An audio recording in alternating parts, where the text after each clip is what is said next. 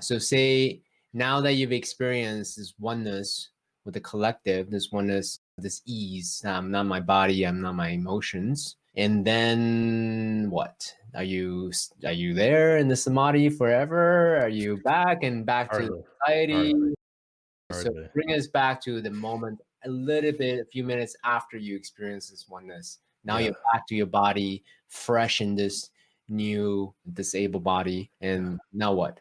Imagine that time being like, I'm not sure how long it lasted because it felt eternal, but it may have lasted an hour or so, something like that, Mm. maybe a little more. It's very similar to if someone has experienced a psychedelic journey where your familiar framework for reality returns relatively completely. What you're used to experiencing and how you're used to thinking and etc., how you're used to experiencing your environment will return after a few hours with a psychedelic experience. And in the same way, the way in which I was accustomed to experiencing myself returned shortly after that awakening. However, just like a really powerful psychedelic experience, it was something that left a lifelong memory inside of me. And one could even go as far as to say a multi-lifelong memory, because it did not seem to be that this was limited to one life, what I was experiencing. Mm.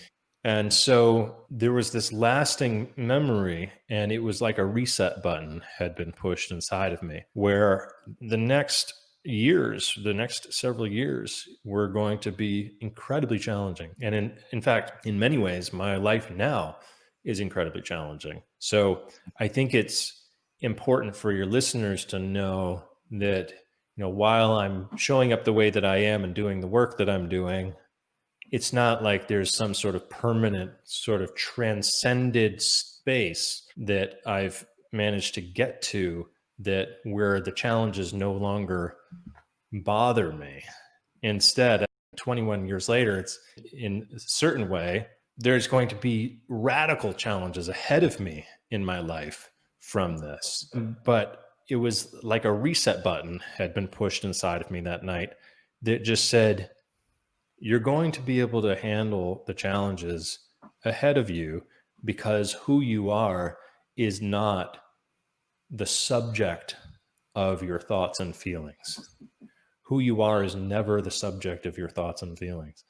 Who you are is the awareness that thoughts and feelings are happening. And you can always come back in relationship to the awareness of the subject and realize that's who you really are. And I don't know that I certainly would not have been able to express it in those words at that time, Mm. but I can express it in those words now. And I think it's one of the most fascinating things about the human condition, is that we mistake the activity in our minds. We mistake it for the idea that who we are is the subject of the inner talk.